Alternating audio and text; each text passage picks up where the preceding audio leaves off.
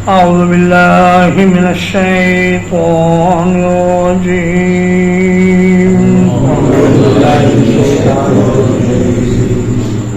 وأسروا قولكم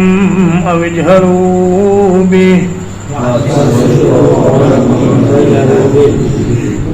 اور تم اپنی بات کو چھپاؤ یا اسے بلند آواز سے کہو إنه عليم بذات الصدور یقیناً وہ سینوں کی باتوں سے بھی واقف ہے ألا يعلم من خلق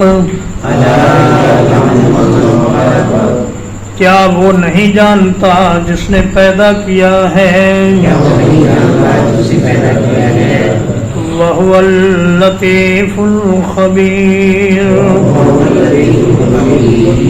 اور وہ بہت باریک بین ہے ہر چیز سے خبردار ہے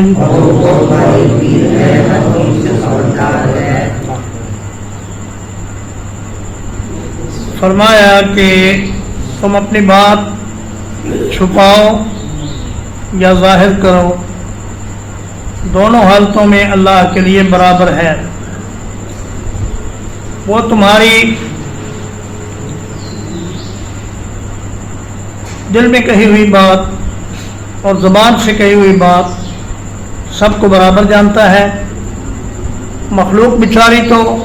چھپی ہوئی بات کو تو بالکل نہیں جانتی اور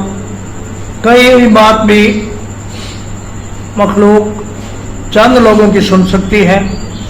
اس سے زیادہ کی نہیں سن سکتی لیکن اللہ پاک ساری کائنات کی باتیں ہر وقت سنتے ہیں اور برابر سنتے ہیں انہ علیم بذات الصدور وہ تو ابھی وہ ارادے اور وہ خیالات جو زبان پر آ کر بات نہیں بنے اور اعضاء پر آ کر عمل نہیں بنے اللہ پاک ان کو بھی جانتا ہے الا یعلم من خلق من خلق کے دو معنی ہیں ایک تو یہ کہ کیا وہ نہیں جانتا جس نے پیدا کیا ہے اور دوسرا معنی یہ ہے کہ کیا وہ اسی کو نہیں جانتا جسے اس نے پیدا کیا ہے یعنی اپنی مخلوق کو وہ نہیں جانے گا اللہ پاک نے تمہاری ایک ایک رگ کو پیدا کیا ہے تمہارا ایک ایک عضو اس کے حکم سے اور اس کی مہربانی سے کام کر رہا ہے تمہارا دل تمہارا دماغ تمہاری آنکھیں تمہارے گردے تمہارے پھیپھڑے اور تمہارے خون کی گردش یہ سب اسی کی مہربانی سے جاری و ساری ہے اللہ پاک نے تمہارے دو گردوں میں 20 لاکھ فلٹر لگا دیے ہیں جو خون کو چھانتے ہیں اور اس میں سے پیشاب کو علیحدہ کرتے ہیں آنکھ کو دماغ سے ملانے کے لیے 12,000 تاریں اللہ تبارک و تعالی نے آنکھ اور دماغ کے درمیان لگا دی ہیں اور دماغ کے خلیات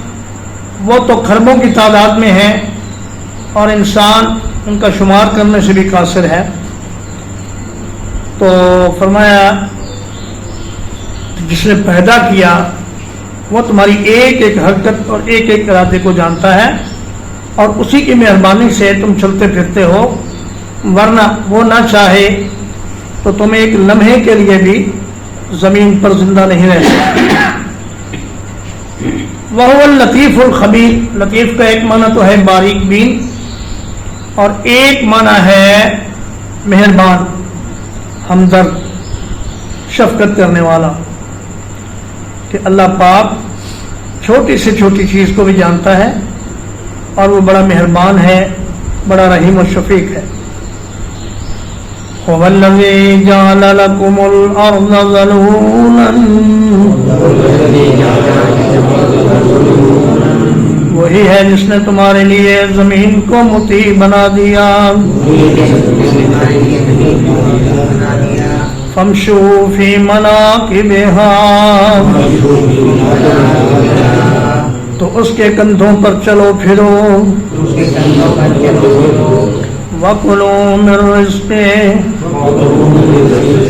اور اس کے دیے ہوئے میں سے کھاؤ، وَإِلَيْهِ النُّشُورُ،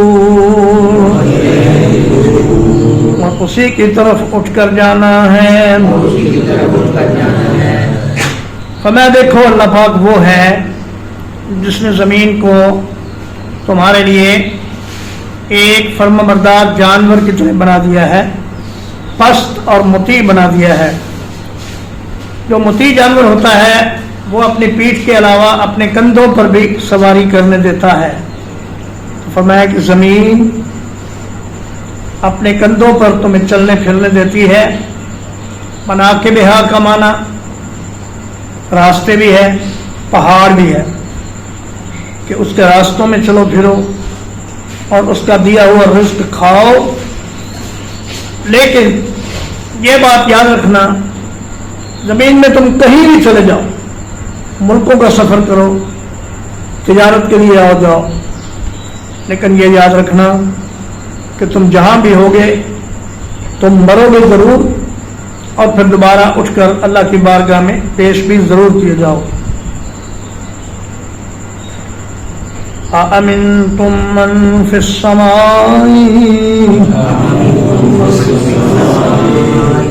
کیا تم اس سے بے خوف ہو گئے ہو جو آسمان میں ہے؟ أَن يَخْسِفَ بِكُمُ الْأَرْضَ، یہ کہ وہ تمہیں زمین میں دھنسا دے۔ فَإِذَا هِيَ تَمُورُ، پھر وہ اچانک لرزنے لگے۔ فرمایا کہ اس ذات سے بے خوف نہ رہو جو آسمان میں ہے، بلندی پر ہے، عرش کے اوپر مستوی ہے۔ حضرت معاویہ بن حکم السلمی رضی اللہ تعالیٰ عنہ بیان کرتے ہیں کہ میرے پاس ایک لونڈی تھی اور میں نے اسے آزاد کرنے کا ارادہ کیا، تو اللہ کے نبی صلی اللہ علیہ وسلم کی خدمت میں حاضر ہو کر میں نے کہا یا رسول اللہ، میں ایک لونڈی کو آزاد کرنا چاہتا ہوں، کیا میں اسے آزاد کر دوں؟ آپ نے فرمایا اسے میرے پاس لے کر آؤ۔ جب وہ آئی تو آپ نے اس سے پوچھا کہ اے بچی یہ بتا این اللہ، اللہ کہاں ہے؟ تو اس نے انگلی سے اشارہ کر کے بتایا کہ فی السماء، اللہ پاک آسمان میں ہے۔ پھر آپ صلی اللہ علیہ وسلم نے پوچھا من انا، میں کون ہوں؟ تو اس نے کہا انت رسول اللہ، آپ اللہ کے رسول ہیں۔ تو نبی کریم صلی اللہ علیہ وسلم نے فرمایا کہ اعتقھا فانھا مؤمنۃ، کہ اے معاویہ اسے آزاد کر دو، یہ ایمان والی ہے۔ تو اللہ کے نبی صلی اللہ علیہ وسلم نے اس عقیدے کو ایمان فرمایا کہ آسمان میں اللہ ہے، اوپر ہے، اور یہ انسان کی فطرت میں شامل ہے کہ وہ جب بھی دعا کرتا ہے تو اوپر کی طرف توجہ کرتا ہے اور کہتا ہے کہ یہ چیز عالم بالا سے آئی ہے۔ عالم بالا میں اللہ کا ہونا قرآن مجید سے ثابت ہے، لیکن وہ فلسفی اور وہ صوفی حضرات جو یہ کہتے ہیں کہ اللہ کہیں بھی نہیں ہے، اللہ لامکان میں ہے، اور یہ پوچھنا ہی گناہ ہے کہ اللہ کہاں ہے، گویا کہ وہ اللہ تبارک و تعالی کے وجود کا ہی انکار کرتے ہیں۔ جب اللہ پاک نے بتلا دیا کہ میں عرش پر مستوی ہوں اور 7 آسمانوں کے اوپر ہوں، تو پھر یہ کہنا کہ پوچھنا گناہ ہے، یہ محض تعویلات کے چکر میں پڑنے والی بات ہے۔ وہ کہتے ہیں نہیں کہ اگر اللہ عرش پر ہے تو پھر عرش پر بیٹھا ہے یا کھڑا ہے یا لیٹا ہوا ہے، اس طرح تو اللہ عرش کا محتاج ہو گیا. یہ بات ان کی غلط ہے. اللہ پاک عرش کا محتاج نہیں، بلکہ عرش اور کرسی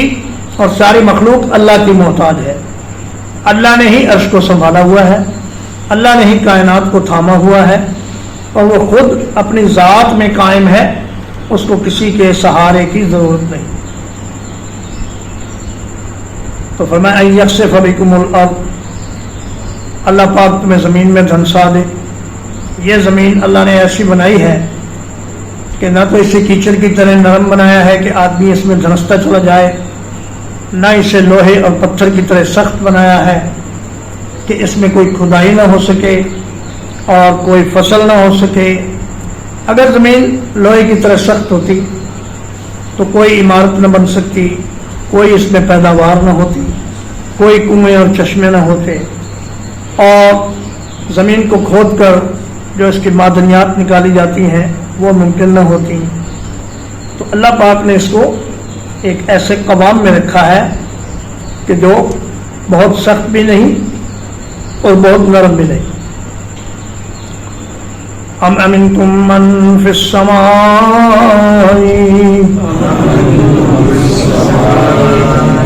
کیا تم اس ذات سے بے خوف ہو گئے ہو جو آسمان میں ہے؟ ان یرسل علیکم حاصبا،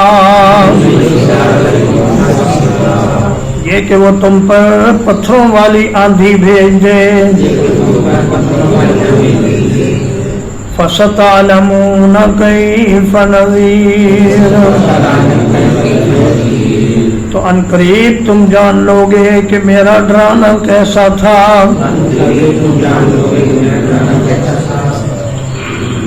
وَلَقَدْ كَذَّبَ الَّذِينَ مِن قَبْلِهِمْ، اور بلا شبہ یقیناً ان لوگوں نے جھٹلایا جو ان سے پہلے تھے. فَكَيْفَ كَانَ نَكِيرٌ، تو کیسا رہا میرا عذاب. فرمایا کہ اللہ پاک اس بات پر قادر ہے کہ وہ تم پر پتھریلی ہوا بھیج دے، جیسے عاد پر اور قوم لوط پر بھیجی گئی، ان پر پتھروں کی بارش کی گئی. اللہ چاہے تو تمہارا دماغ توڑ دے اور تمہیں ٹکڑے ٹکڑے کر دے، لیکن اس کی مہربانی ہے کہ وہ تمہاری ساری کرتوتیں دیکھ کر بھی تمہیں پکڑتا نہیں اور تمہیں مہلت دیتا ہے. فکیف نذیر اصل میں ہے فکیف نذیری، اور اس کی یا حذف کر کے را کے نیچے کسرہ رہنے دیا گیا. مطلب یہ ہے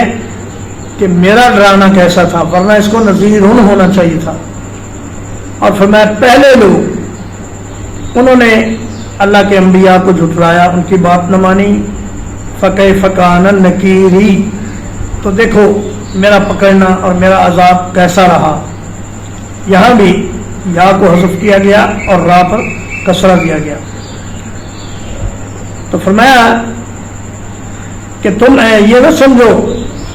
کہ جو تم دنیا میں امن سے چل پھر رہے ہو اور کھا پی رہے ہو یہ کوئی تمہارا کمال ہے. یہ محض اللہ کی مہربانی سے تم چل پھر رہے ہو اور کھا پی رہے ہو. ترجمہ کو وَأَسِرُّوا قَوْلَكُمْ أَوِ اجْهَرُوا بِهِ،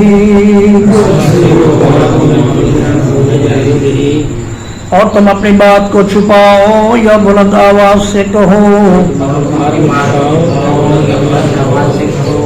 إِنَّهُ عَلِيمٌ بِذَاتِ الصُّدُورِ، یقیناً وہ سینوں کی باتوں کو بھی خوب جاننے والا ہے. أَلَا يَعْلَمُ مَنْ خَلَقَ، کیا وہ اس چیز کو نہیں جانتا جسے اس نے پیدا کیا ہے. وَهُوَ اللَّطِيفُ الْخَبِيرُ، اور وہ بہت باریک بین ہے، بہت خبردار ہے. هو الذي جعل لكم الأرض ذلولا وہی ہے جس نے تمہارے لیے زمین کو مطیع بنا دیا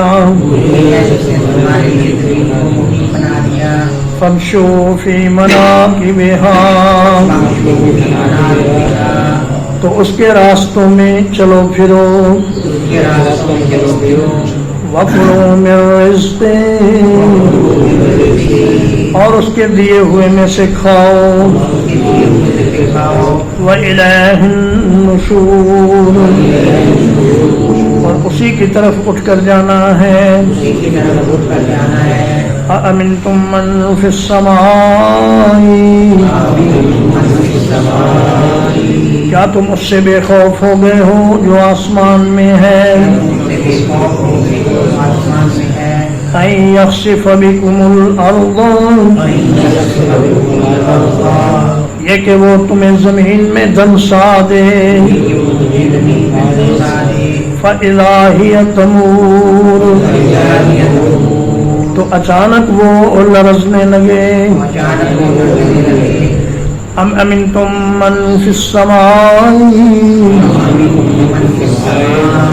کیا تم اس سے بے خوف ہو گئے ہو جو آسمان میں ہے